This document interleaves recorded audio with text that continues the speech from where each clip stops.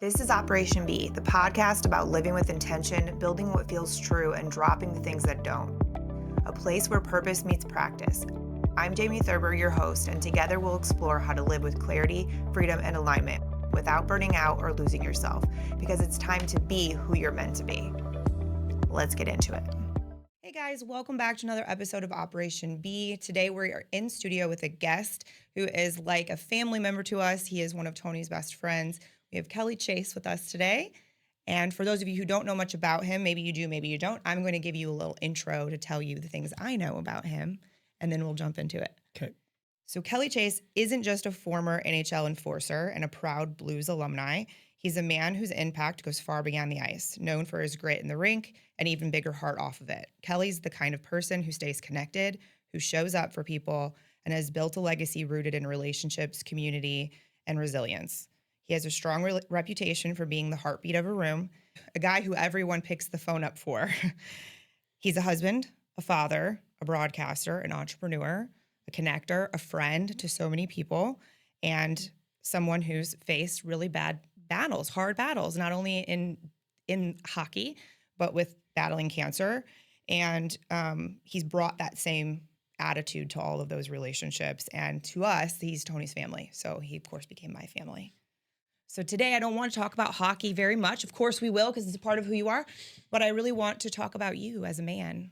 And I'm just really grateful that you're here. Well, first of all, I'm grateful I'm here. I'm grateful I'm anywhere. Yes. And I appreciate you, Jamie. I appreciate you having me on. Those are kind words that you said. I'm humbled by that. But yeah, you know, I've been very fortunate in my life to do so many things that I would have never thought possible, or be in situations that I would never think would be possible. Yeah. So I feel very fortunate for that. And with that came some adversity. And again, you fight with the adversity like you would, you know, the passion of winning something. So yeah. I'm in that situation now. Got a little bit of an uphill climb with this leukemia, still here, and landed on my optic nerve on my right eye. Took most of my vision in my right eye, and you know, a little setback, but we've done the radiation and the chemo, and looks like it's got it, you know, set in the right place right now. So we'll just continue to work and pay attention to the numbers, and hopefully we get a good outcome. Yeah. When you have Tony trying to keep your doctors in line all the time, so that helps. And they love him. Right. I'm so glad they're open to it, because but he's a brilliant guy. So when they ask questions, they're like, I've had them leave the room, or actually go and have a shower at my place, right, in the hospital. And while he's showering, they asked if he was a doctor. The doctors. Yeah. See another doctor? I'm like, no, that's Twist. The one doctor's like, no, it isn't.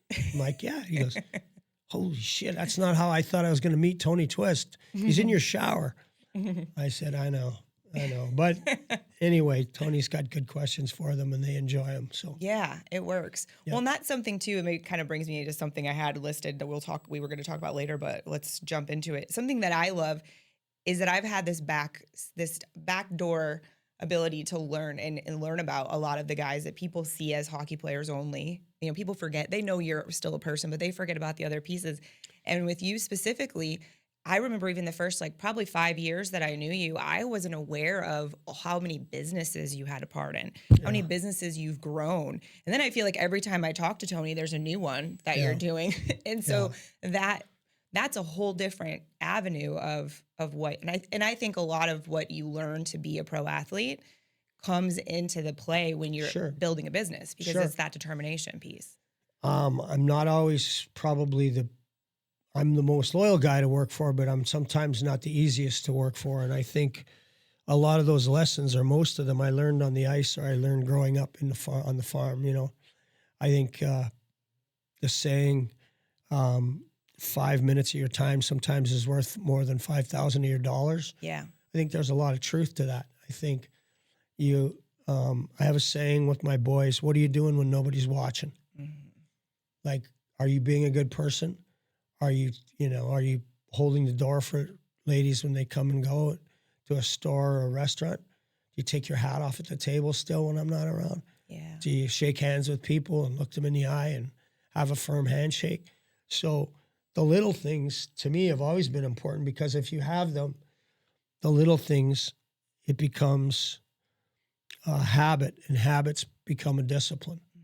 And then when you're disciplined to do something because you are programmed to get up in the morning and make your bed as soon as you get up, because that's one productive thing you've got out of the way. Well, that's important. And if that consistency is shown in there, it becomes a discipline. And I've always wanted to be in business of some sort, and always wanted to be creative and be a part of a lot of things so that I could learn.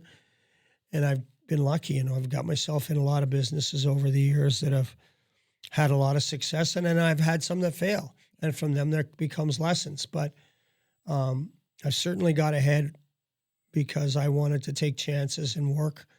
And the work ethic, I don't know if it comes from the farm or wherever in Saskatchewan it is, but I feel really lucky. I've got so many great people around me. I've been able to do so many things because of it. And I never in situations where I sit around and look at myself sometimes and go, how did I end up here? Yeah. This is awesome. Yeah. So I'm very lucky. Yeah. I love that. And it's actually one of the things I mentioned to you before we started shooting was that I admire how you keep in touch with so many people. And we all know life happens and it gets busy and all these pieces. So it seems like all these different chapters of your life that you've had, you've been able to maintain relationships with people from all of them. I'm assuming that's something that you do fairly intentionally, but yeah, is it just also maybe something that comes naturally to you? both, I've always wanted to have people depend on me. I like I said, I've said this before, I'm accustomed to running at the fight, not away from it. And so I always wanted to keep in touch with people. And again, when you win, like we've won, Twister and I, when we were in Saskatoon and then in Peoria, like those teams, they stick together, and, he'll tell you, we've seen the thread of Forever Champs in Peoria. Like, I think there's 14 or 16 of us on that thread. Yeah. It's been a long time. I mean, we won in 91 and there wasn't phones, but as soon as there become a thread was such a thing, we've had one, and we go at it with one another once a week, or not, or happy birthday to somebody or whatever. We won in 91 with that team. Yeah. In Saskatoon, we keep in touch with all those Kerry, Clark, Killer, Kaminsky, all these guys, and we won in 88. So you got to kind of, yes, you do stay in touch with people. Then on the flip side of it, pretty easy group to stay in touch with. You're winning championships, and you think that's just going to keep happening the rest of your life. Right. So I would say in the minors and the couple years of junior we played, we'd have as many friends as we'd have in the length of your pro career, because it's more transient in the NHL. But I mean, I've always just wanted to keep in touch with guys just to make sure everybody's on point of how's it going in their life. Yeah. And some guys need that care too. They need to hear from somebody. And then other guys, they're busy and doing a lot of things, and but always welcome to say hi. We've just had a great group of friends over the years. Yeah. Well, I think it's nice because I know you guys, there's something that you guys understand about each other that other people can't. Yeah. You guys lived a different life than a lot of people have.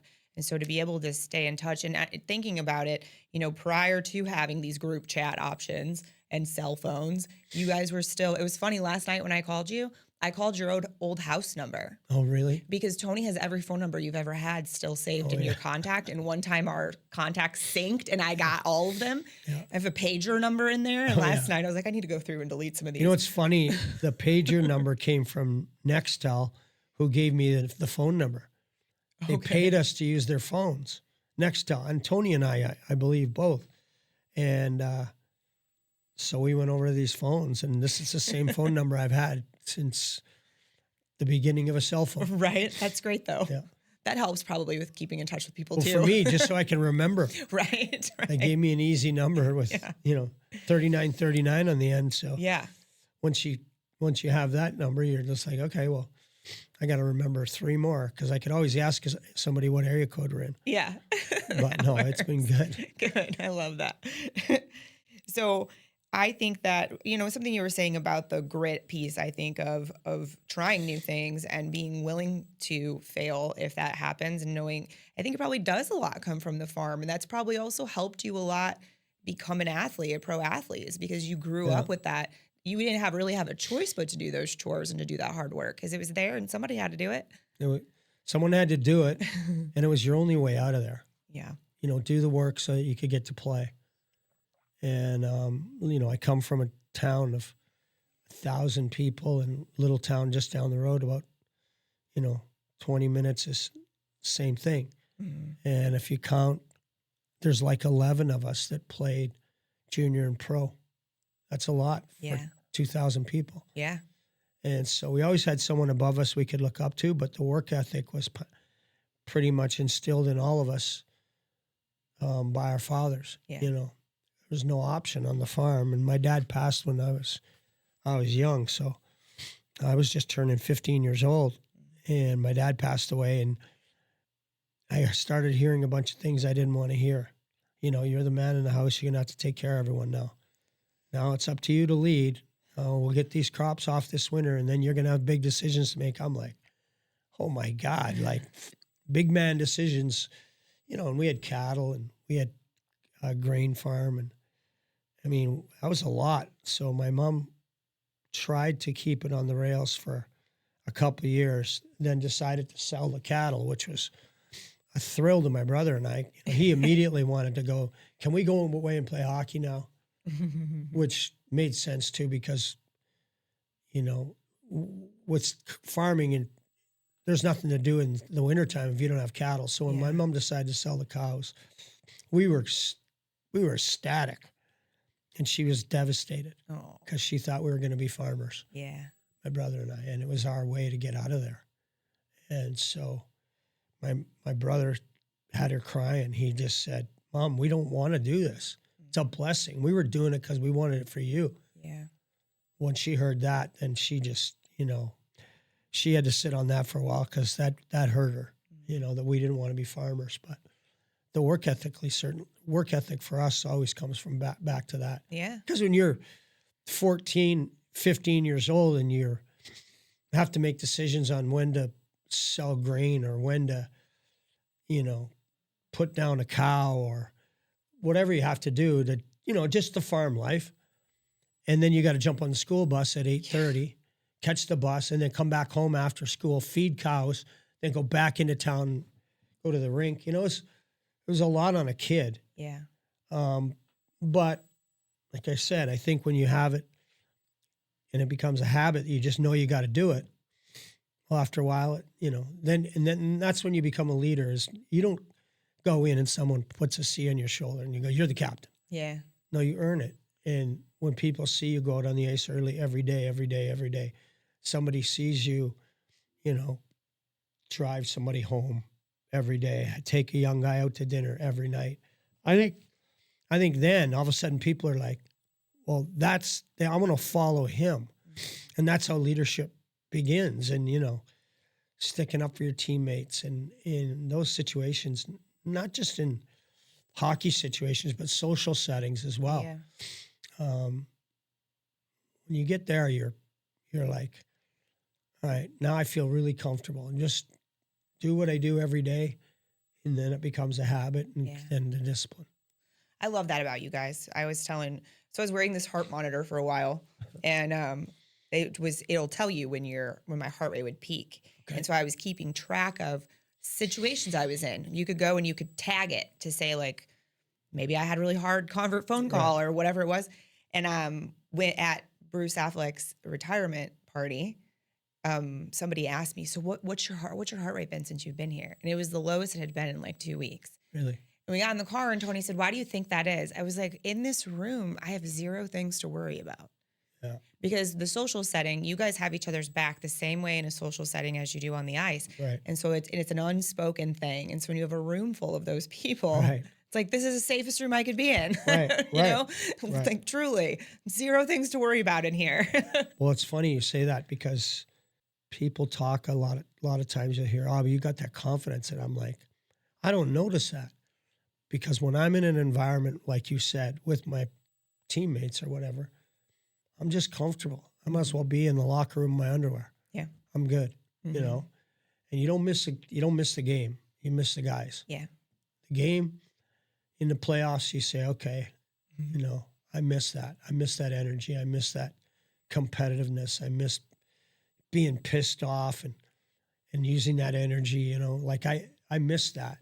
But during the season and during the year, I miss the guys. Yeah. I miss sitting in the locker room and just talking with the guys. And that's why I think when we get together, we understand, just like it says on the door, it's a privilege. Yeah. Like it's not just, you earned the right to be around those guys and feel like you felt comfortable. Yeah. You earned that right. So that's great that can have that effect on people. It is really cool. It is. And it is because something I tell people, I'm like, yeah, it's that way, but it's that way because of the work that all of you put in, both as a team and individually, and the time and the relationships that you built. Because I can only imagine a bunch of 20-year-old guys in a locker room. Yeah. It's not always you, but you guys worked it out. I've heard all the stories, you know, from Tony, and you found ways to find each other's spot in that group and honor each other's spot in that group. Like whatever he always talks about, you know, you got to know your job. So I feel like a lot of people have a hard, especially adult friendships. People have a hard time. They talk about it a lot. They struggle with maintaining adult friendships. You make it look really easy. So if somebody was asking you that, is there some piece of advice maybe you would give them about how, if they're wanting to be a good friend or they're wanting to maintain good friendships? Well, I say this, I think there's different kind of friendships out there. So Tony, for instance, is a 3 a.m. guy. Yeah. He really is. And there's not a lot of people like that out there where if I called him, he'd come.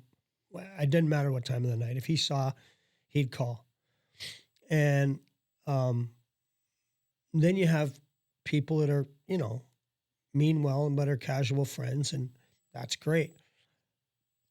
But the saying about having 6 guys that would turn around and go back in the fire with you is probably true.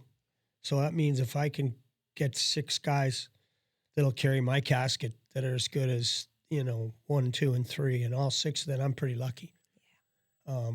It's funny because you do have those, you know, those thoughts, you know, about passing away or about, you know, it taking you, and,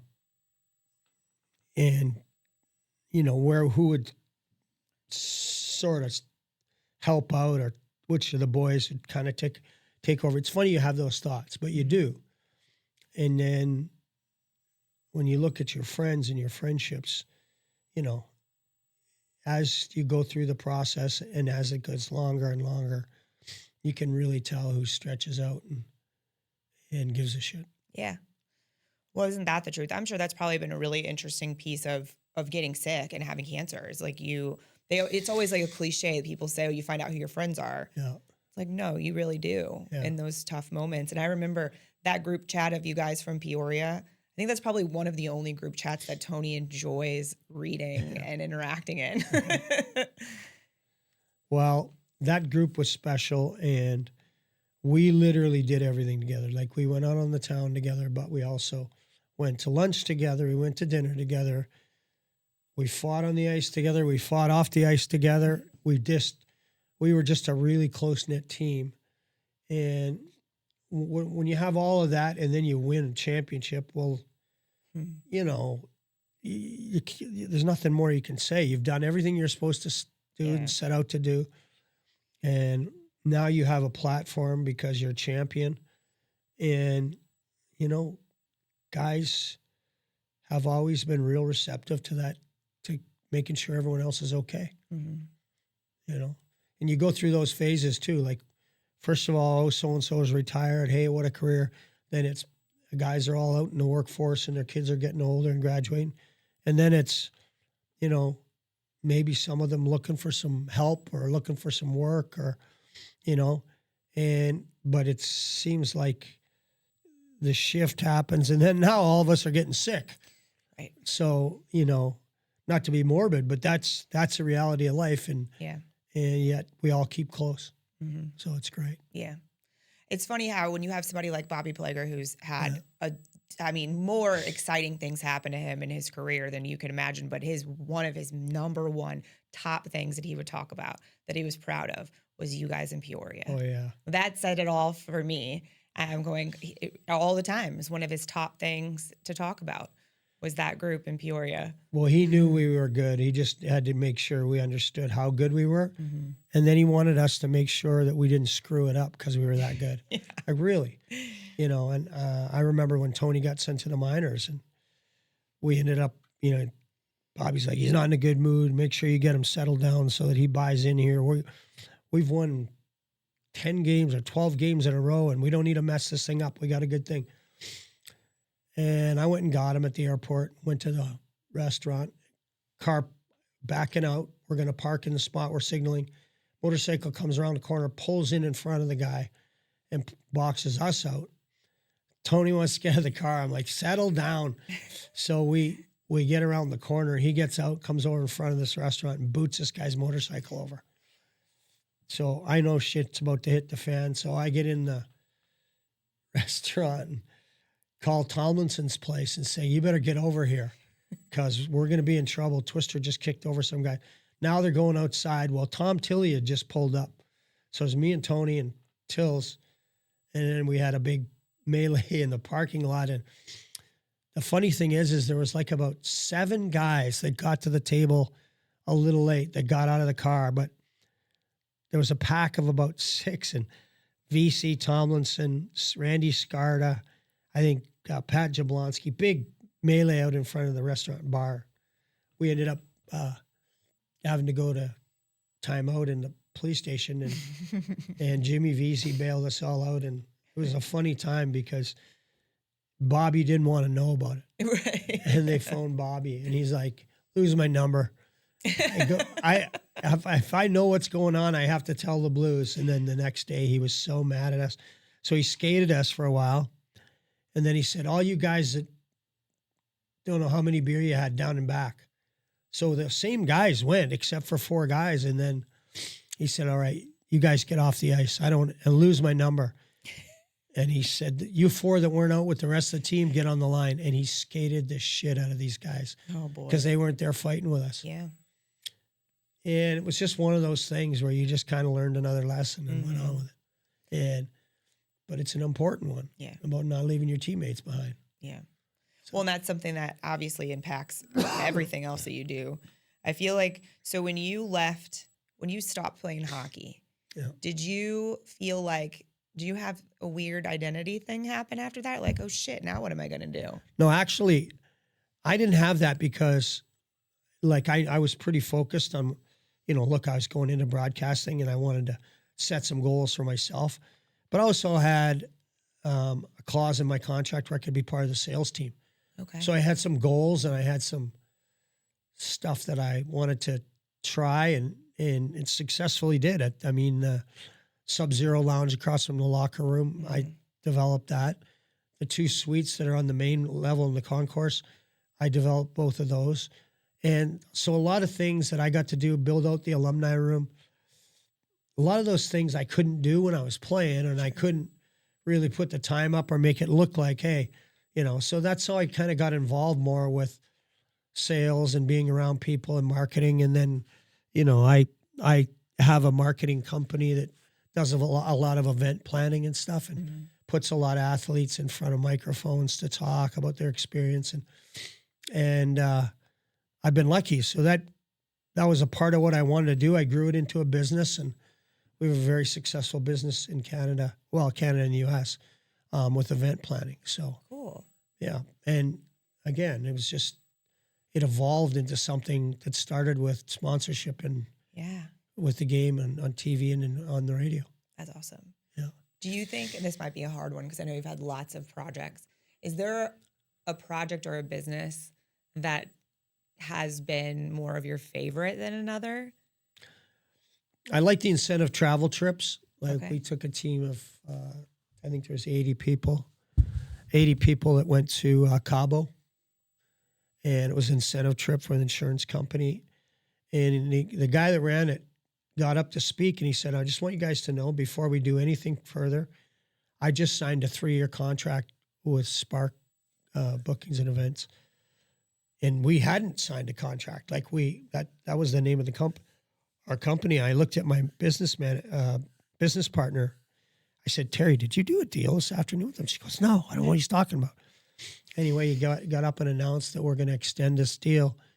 And basically he just said, it's the best trip we've ever done.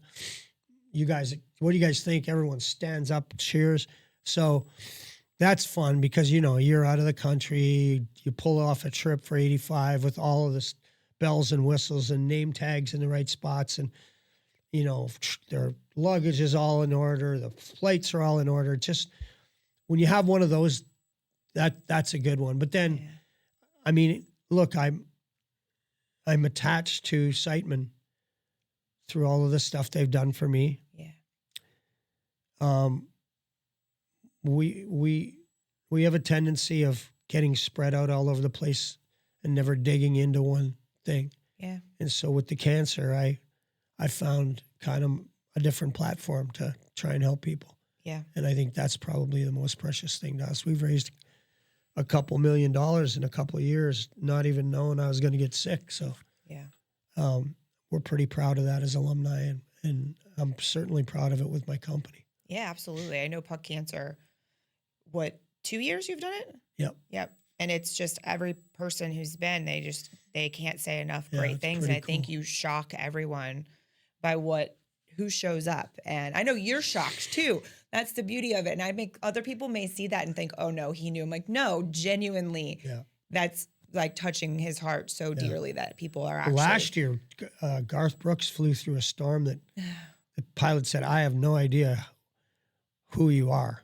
But I can't believe he made me fly through that. He goes, we had an eye to come through Peoria, and we hit that hole, and that plane was shaking like I'd never seen a plane shake. And he goes, I was so happy to be on the ground. I'm thinking, God, he's the pilot, and that's all I needed to do is have Garth go down. But no, I was pleasantly surprised at all the guys that show up, and I'm grateful. Yeah. It's been fun to be able to talk with them and hang out with them after, or like when they're in town and meet some of the guys that Tony's talked about forever. Yeah. So that's been cool too. And then they all talk about it. They're all going, wow, it's crazy how it's just so impressive how many people came. And then they're really excited because you got them all together, and it's just like a really cool snowball effect. Well, Gino Cavallini spoke with me yesterday, and he listened to the podcast Tony and I had, the Ice Guardians deal, and he said, I almost pulled over. I was laughing so hard. He goes, I can't believe, because I've listened to them all, but he goes, Tony's was the best. And I said, well, that's great. We're hoping we can keep hearing more from people. And I know you've helped Will a little bit with some of the social media platforms, but I got to tell you, everyone, I get all these notes, these random notes from people or phone calls, and guys love it. Yeah. They're like, man, I love the stories. I'm like, okay, so maybe there is something here. And then the next week, my son will come in and go, you had 100,000 views on this one thing. And I'm like, I don't know what that means, but I guess that's good. Yeah, it's good. It's going well. Yeah. I was talking to somebody. I was in a marketing meeting the other day with iHeartRadio, and they were just talking about a couple things. And he was talking about how he likes to listen to hockey podcasts. And I was like, I got one for you. And he hadn't heard about it yet. And he actually called me back a few days later and was like, oh my gosh, it was so good. Thank you. Like, if you're a hockey fan, you're going to like this one.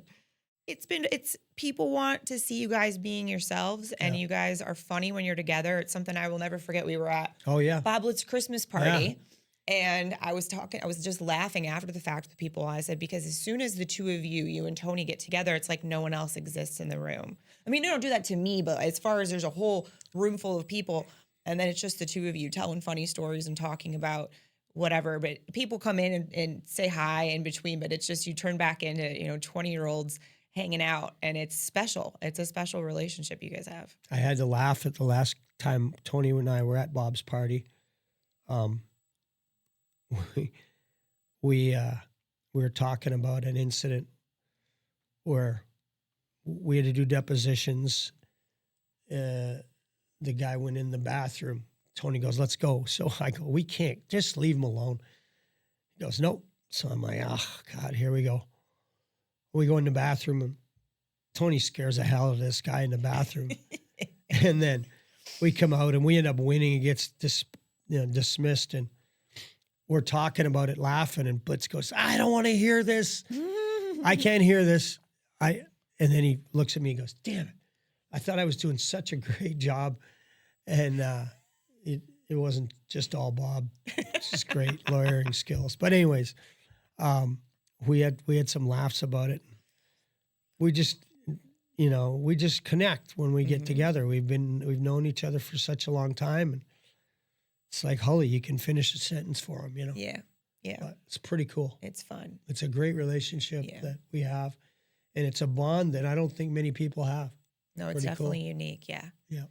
So tell me a little bit about Carbon, Okay. because I think that's a pretty cool. Yeah. So being able to go to Carbon and see you and Tony and Holly, like to be able to sit down and be relaxed, Yeah. like it's just a different deal. And it made me understand Carbon a little bit more. Yeah. Well, I wanted to have a club where it was just anonymity, where people could come in and they could come in flip-flops and their underwear. And I didn't care as long as you're a good person. And then I wanted them to bring their own members. And so Carbon, I just wanted people to go, look, it's yours. So why don't you decide who you want to be a member with you? And so, that's when we started trending upward, I think, a lot. And having over 120 now, I think we're getting to where we need to be. We're probably 60 members short, but we're getting there. And it's been a tough ride, because learning while I've been in the hospital for 3 years has been pain. But every day you got to learn lessons and be better. And that's what we're trying to do. Yeah. So it's a private club, 20% cost plus 20% on the food. It's got a cigar and bourbon bar in it. It's the nicest club, not close, in St. Louis when it comes to a private club, and the cigar bar and everything. The chef's a Michelin star chef. So, we're so grateful and blessed to have him. Gianni Corlucci. And so, we've got that going for the place, parties constantly for the members. It's just a good spot. I mean, it's catching on big time. And I know there's a lot of clubs. The MAC is moving into Clayton, and St. Louis Club moved, and I don't think they're thrilled with how sterile it is. And seeing people asking about our place.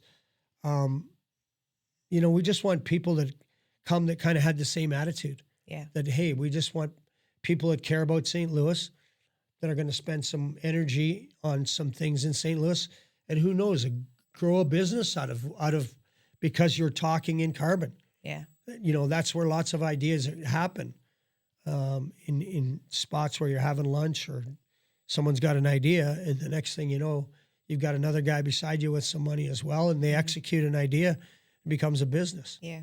And so that's what I love about Carbon. The food is delicious. And the food's delicious. So good. Yeah. So good, for sure. Yeah, I think a lot of people, I tell people about it regularly, and just it would be good for more people to know about it, because it is a special place. It definitely has a different vibe. When you hear private club, I think people tend to think some like cheesy, weird thing. And it's like, no, you go in and it's very relaxed, and you can be, like you said, you don't feel out of place no matter what you're dressed like. And it's nice. Yeah, no, definitely. That's the whole point of having a place that people go in and go, it's theirs. Mm-hmm. And then they try and bring the right clientele in to say, look, I want to enjoy this place with my friend here. Yeah. And then he's in, and then that's how you try and build a business. And I think just being good to them at the door and the first touch is important. And we try and do that. It does make a good first impression, for sure. Yeah, you guys are doing a good job at that. Yeah. For sure. Well, that's sort of that point, right? Yeah. Well, it's nice too, because I didn't know what it was when I first walked in. So I was a really good one to have the feedback, because Tony didn't even tell me anything. He's like, oh, we're just going here for dinner. I'm like, okay. I didn't know. Oh, yeah. He's really great at telling me no details about anything. Luckily, Same I trust consolation. him. We're all like that. Yeah, I know. We just don't. I'm like, oh yeah, we're leaving. Okay, gotta go. Sounds good. That's the trust piece, though, right? Yeah, that's right. That works.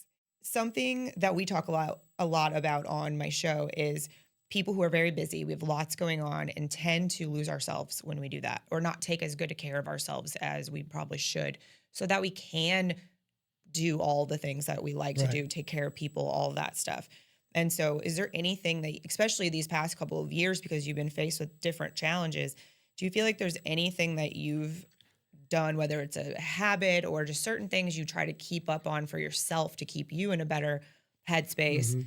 and taking care of you? Well, I originally took a Peloton in the hospital, and it worked out great, and I was in remission, and then it came back, and then I took it back in there, and I always said, like, don't get married to the bed. When you're in there, don't get married to the bed. Get up, move. I tried to walk 10 miles a day, uh, ride the bike for 40 minutes, 300 push-ups, 300 sit-ups. I said I was going to do 100 and 100, and I did that for the first stretch, and then I said, look, I'm going to do more. Then I got GVHD, and it sidelined me literally I had delirium, and I couldn't figure stuff out, and I was not making sense when I was talking, and 16 days I was unconscious for a few, and in that stretch of 74 days in the hospital, I lost 65 pounds. Yeah. Kind of got married to the bed and got really weak, went down to 141 pounds. It was tough. And I think that discipline of, as soon as I could ride the bike, even though it was the incumbent in the room that they have, a little fitness room, I rode it. And then I couldn't do a push-up. And every day I'd try, and, same result. And one day I did 3, just out of the blue. And then I just kept trying to build on that. And as you have your ups and downs from the chemo and the radiation, it zaps the energy out of you.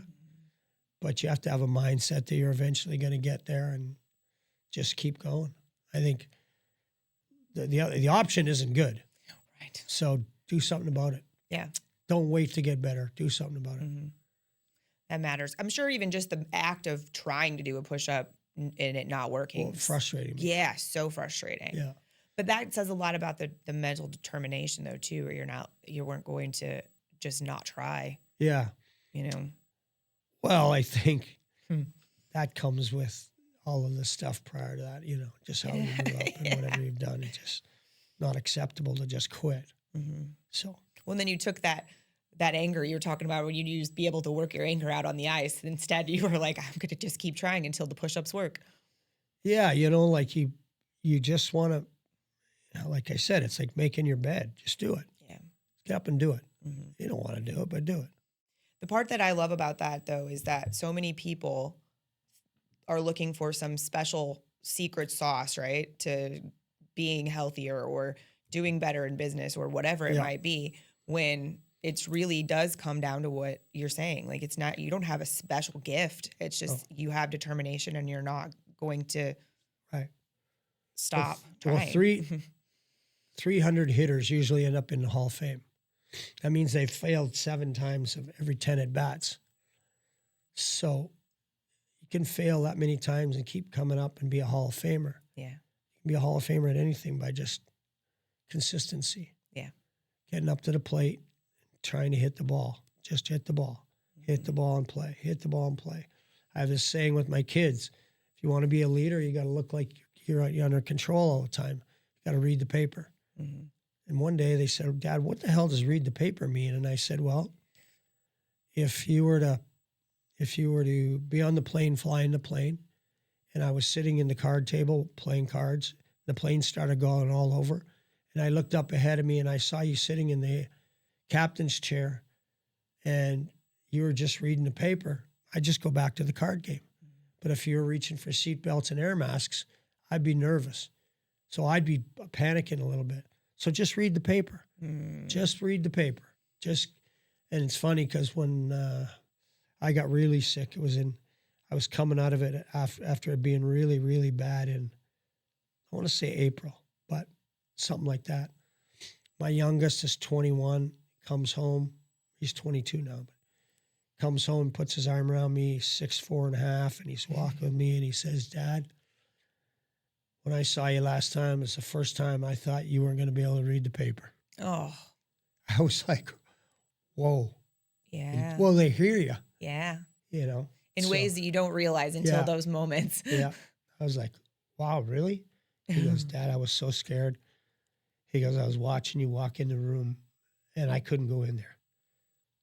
Of course, I'm not paying attention. I'm just doing Yeah. whatever. And he said, he goes, I was so scared. And I said, oh, well, I'm sorry I did that to you. Like, I didn't, wouldn't want you to feel like that. It's like, I was just watching you and you couldn't handle a lot of things. Yeah. They're used to seeing this guy that's 225 pounds throwing shit around and, Yeah. doing things they can't lift or whatever. And Mm-hmm. they get old man strength in there. And then I just didn't have it. And so, like I said to you earlier, I got to get back to running at the fight. Yeah. Yeah. I think that's something that I've witnessed, and especially Tony. I know Tony's talked to Will a lot, Yeah. being at the hospital a Yeah. lot with you and stuff. And it just, what I see in that, so the part that I pull from that is it shows me how good of a dad you are. Because for young men, so you have 4 boys. I didn't say that before. Three Three boys, but all boys. Yeah. The fact that they can come to you and talk to you about their scary feelings while you are going through something hard says a lot about what kind of a dad you are. Because a lot of people just keep that inside, which isn't healthy for them either. No. But it definitely says a lot about what kind of a dad you are. Well, thank you. Will, my oldest, just completely stepped up. I mean, he was in Arizona. He came back home, could work remotely, so it's fine that he came home.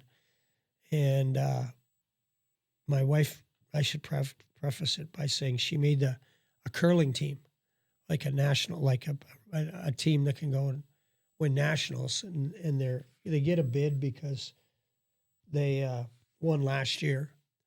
Their practices are in Tempe. Oh, And they're in Tempe, Arizona, and they're 5 days a week. Mm. So they practice and they're that's their religion is curling, right? Like it was hockey for us. So Will sort of was the guy that got leaned on for a lot of stuff, and he just stepped right up and was awesome. And the other 2 play at Arizona State. So Raylan's practice facility is literally 3 minutes from their house. Oh, okay. And we have a place in North Scottsdale. So it's been interesting going through it with the whole family because everybody's pretty understanding and everyone, they're checking on me. They worry about you, but then I'm good. Just I'm good, and they've been great. They've been great dealing with sometimes relatives or, really on the edge. Hey, what's going on with him? Is he okay? Is this? So that boys deal with all that. I don't have to deal with it. Yeah, I just respond to everybody at once and say, look, here's where we're at. Will has no problem shutting the door on everything. Which is good. You've needed that for sure. To say, nope, get out. Yeah. Done. No. And not being able to see and hear this last week, I've put a lot of I had 104 text messages last night when I said, hey, could somebody tell me how many text messages I have? I had 104. Ugh. I'm like, no, just the last 2 days. Yep, 104. So I think there was a lot of just thumbs up to people because I was like, while I appreciate all of the thoughtfulness and the prayers that people are giving me, I do appreciate it. It sometimes becomes overwhelming. Oh, I'm sure. And you feel a little bit of an obligation to make sure you're okay because people are rooting for you and they want you to be okay. Yeah. So I told Raylene one day, I said, they're scared. And she said, they're not scared of you. I said, no, they're not scared of me. They're scared of what could happen to me. Yeah. Right? They're not scared of me. They're scared for me. Yeah. And she's like, no one's scared. Actually, Tony was with us at the rink. They're not scared. I said, no, they're scared for me, but not scared of me. Yeah. And they are. I can see it in their eyes when people look at me in panic. I had to tell my buddy Billy Bush late August. I got out of the cart and he just about broke down. And I was saying something about his podcast to him, and I realized he was rattled. Yeah. And I drove away, And then I waited about 20 minutes. I got back in my golf cart. I went back out on the course. I looked at him. I said, come here for a second. He goes, yeah, Chaser, what's up? And I go, I can't have you do that. You can't do that. He goes, what? I go, you're rattled right now looking at me. I'm not going to die. You got to relax. Chaser, I'm so sorry I didn't get, I said, Billy, honestly, I can't be around negativity and I can't have you worry. Yeah. So you're going to have to just straighten out because I can't have that around me. It's just a downer. Right.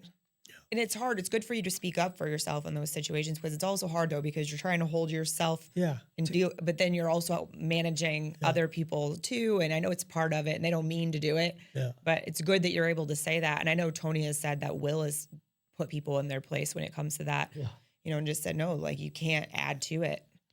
He kicked everyone out of the room last December. Then he said to the doctor, come in here for a second. And the doc comes in and goes, see, this is what I'm talking about. He said, I told you 16 would be in here. Well, if I'd come an hour later, there'd be 26 in here. And he'd be cooking. He goes, no more visitors, period.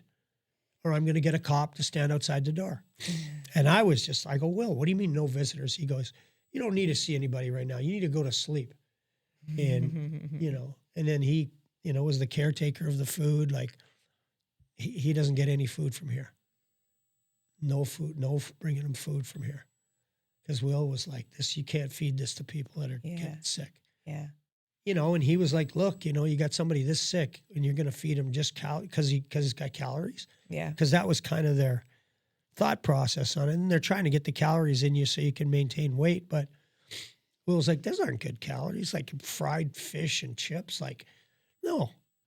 And so he just whacked a menu and I never ate one. I had one meal. I bet I lived in there for, in 3 years now, I've probably been there for 14 months. And I've ate one meal there, a breakfast. And then Will came in and said, no. And then the dietitian came in. She goes, well, here's some reading material. Will looked at it for 2 seconds. He goes, that says guidelines set for 1993. And he just looked at her and he goes, now, if you'd like me to read something, let's say that's just 20 years old, I'll take a look at that. But 30, no. Good for him. And he's like, listen, I went to school for a lot of this stuff too. And he's not eating that shit, basically, is what he said. Yeah. And it's hard in there. They're trying to do the right thing, the nurses and everybody. And then, the hospital, there should be a complete overview of the program of what people can and can't eat when they're in there. Like literally, there should be. Mm-hmm. Well, it'd help a lot, with recovery and holding, like you said, holding on to your weight and just your body needs those that nutrition. Well, and I mean, I couldn't even, when they were feeding me through a tube, I could smell the food. Like it disgusted me when it came in, and then they have to hook it up through your PICC line. Right. And that smell when they would hook, gross. Yeah. Gross. So I had to get off that as quick as I could and try and get some, and they do the best they can in there, with what they have. And I don't know the disproportionate settings of what they would give you or whatever, but I know that I felt better when I was taking care of my own. Eating real food. Yeah. Yes. Eating real food. Right. That's good. I wrote this thing down and I've never done this before, but I thought this would be kind of fun with you. I wrote down a couple of like rapid fire questions, like where I'm going to read a sentence, you can finish it. Okay. Thought that might be kind of cool. The best part of your playing days were? Hanging out with my teammates after a game. After a game. And then the thing I'm most proud of now is? The way my boys have turned out. That's a good one. They are good boys. Thank you. Community means blank to me. Community to me means a sense of integrity. I mean, I think in order for you to have a true community, you have to have leadership and it has to lead from the front. And then good people end up getting together and helping each other, and then it turns into something great. When you have integrity leading. When you have Yeah. integrity leading the community, it's Mhm. it just makes everything easier. Yeah. Well thought personalities, Mhm. That well makes sense. versed. Yeah. All right, my last one is the best part about where I am in life now is. That I've got another platform to help people. You know, it wasn't really what I was signing up for and what I thought was going to happen with my life, but it turned into, I love talking. I loved helping kids, and I loved them to get to their goals and achieve their goals.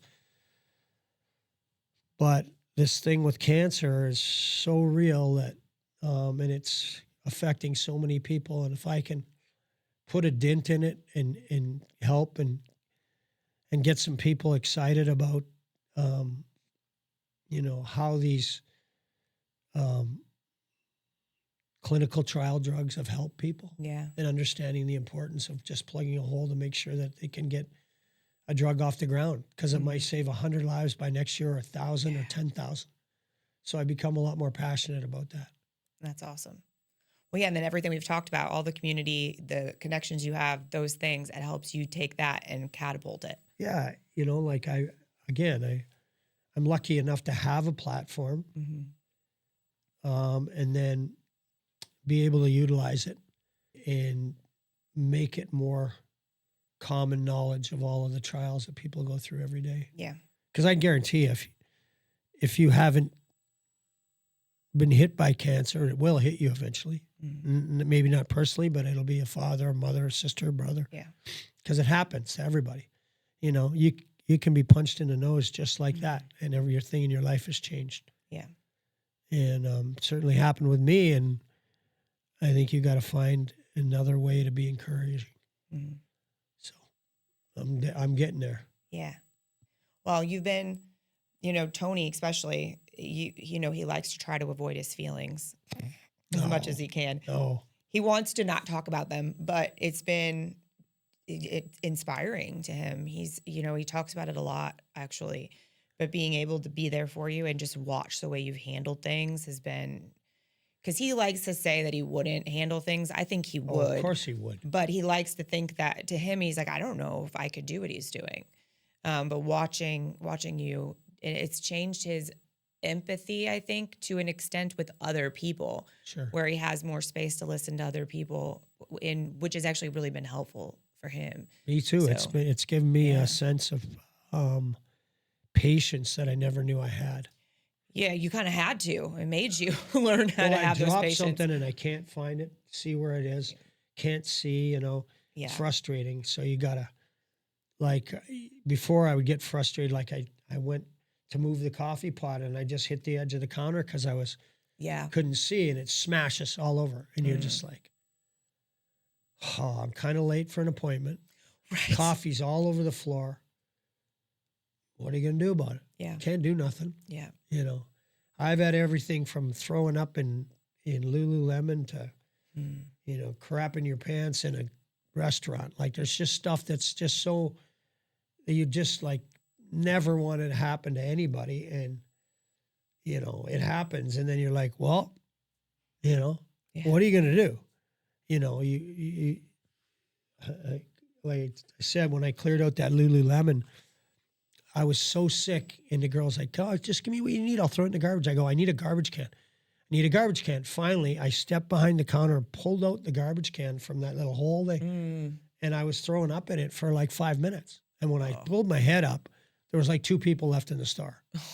And I felt awful that happened, but I couldn't get not the girl's fault, but I couldn't Right. get her to understand I needed a garbage can. I could have walked outside, and those things, my son standing there looking at me, and I'm like, I'm sorry. And he's like, that's okay, Dad. What do you need me to do?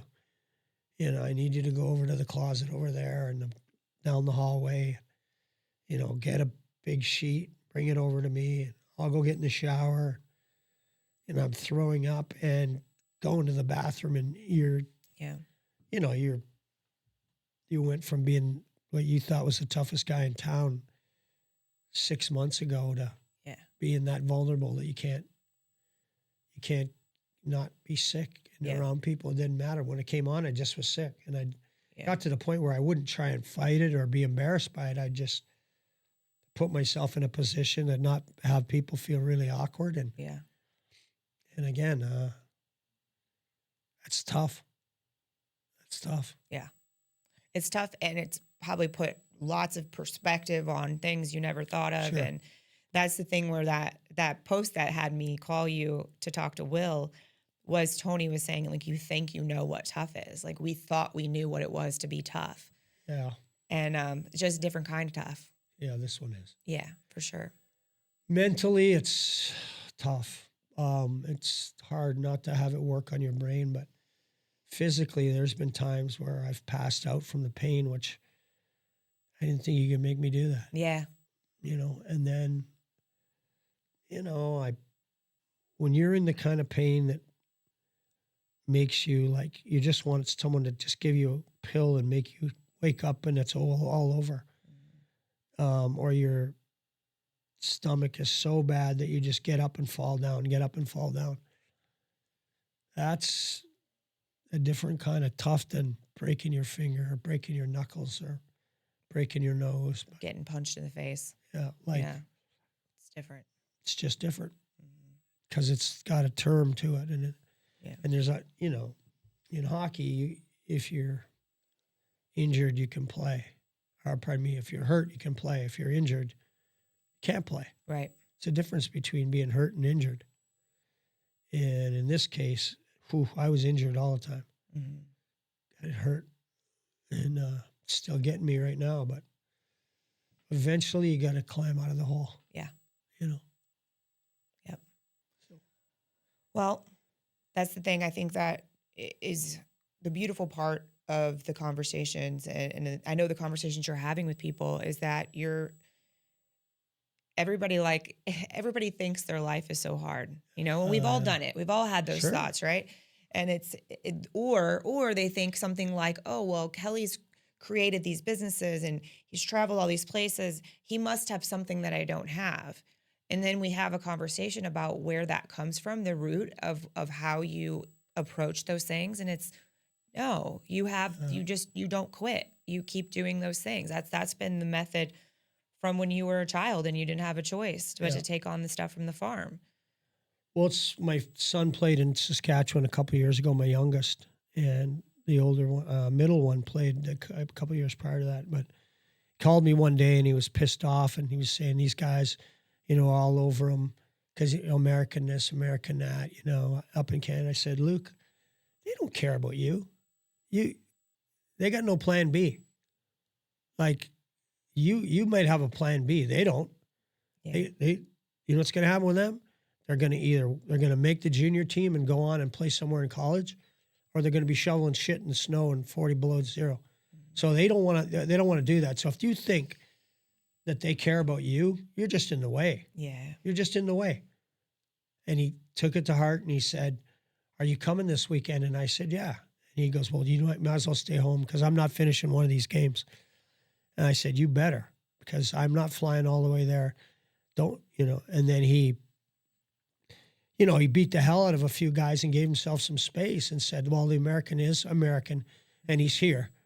And now this shit's going to stop. And it did. Yeah. And I mean, by the end of New Year's, when he came back, everyone in the league knew he was the toughest guy in the league. Yeah. But if you let him quit, right, then Dad was okay with Dad. Yeah.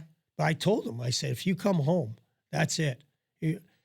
You're too tough. Like they don't care that, Yeah. they're testing you. Mm-hmm. That has nothing to do with their pedigree. Mm-hmm.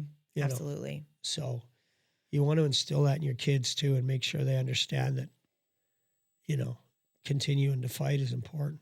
Well, yeah, and those are good lessons for everything they're going to come in contact with for the rest of their lives. So where is, I think if I remember correctly, so Ice Guardian, you're 3 episodes in. Yeah. And people can pretty much stream it wherever. Yeah. Any of the streaming, go to Ice Guardians Pod. Okay. And it's you and Brett Hall. Me and Brett Hall. And you guys are interviewing various players. And I know you had PLZ on. And entertainers. Yeah. Athletes. Interesting people. Yeah. Yeah, cool. So guys, tune into that, especially if you're a hockey fan. But I'll tell you, even if you're not a hockey fan, No. you'll still be entertained. It's great stories. It's great stories. You'll still be laughing. You'll still be entertained because the two, just to get you and Brett alone is funny. And then you add in somebody else and it just adds to it. Oh, and makes Gino it even Cavallini, as I said, he pulled over. He was dying laughing at twisters of my stories better. I can yesterday. only imagine. Well, I appreciate you Well, coming I in. appreciate you. Thank you for having me. Yeah, you're welcome. As always, guys, if you like this episode, please make sure to give it a thumbs up, share it with someone that you think could benefit from anything that you learned here. And if there's anything you'd like to share with us, make sure you put it in the comments. We'll talk to you guys later. Thanks and have a good day. Thank you for listening to Operation B, the podcast. To support this message and to support the show, please make sure that you like, follow, and share wherever you enjoy listening. And be sure to leave us a review on iTunes. That's the way to support this message. Thank you for being here and see you next time.